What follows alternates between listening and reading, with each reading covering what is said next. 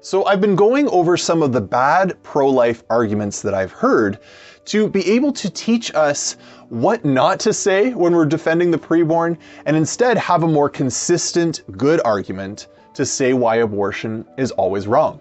Now, one of the really bad pro-life arguments that I've heard goes something like this.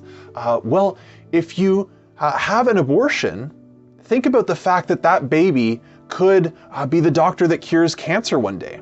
Or that baby could be the person who solves world hunger.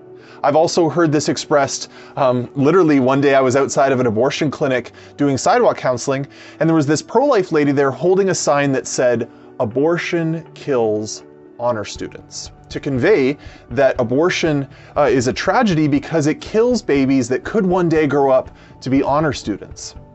Now, the reason I say that this is not a good pro-life argument to use, that it's actually very inconsistent, is because it's very subtle, but it teaches that the reason abortion is wrong is because that baby could grow up to do something great. Could cure cancer, could get a Nobel Peace Prize, could be smart, to be an honor student.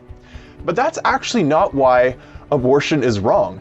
Abortion is wrong even if the baby would not grow up to be an honor student, if the baby would just kind of be average in school, or if the baby would grow up and doesn't get a Nobel Peace Prize or doesn't solve world hunger, but just marries and has a normal life like most people do. Abortion is not wrong because it stops someone who has this great potential.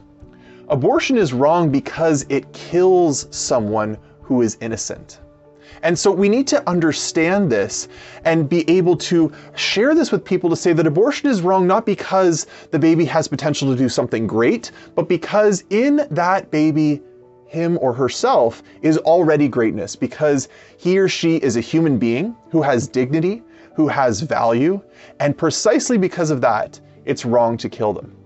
It's also wrong to use this argument to say, well, the baby could grow up to do some great thing, because a pro-choice person could rightly respond and say, yeah, but what if that baby grows up to be the next Hitler? What if that baby grows up to be a serial killer? Then why shouldn't we allow abortion because of that? And that backs the pro-life person into a bit of a corner, because if they're grounding their reason for why abortion is wrong based on what the baby will do when they grow up, what their future will hold, well, they've underpinned the whole pro-life argument, which says that regardless of what the future looks like, that baby deserves the right to live.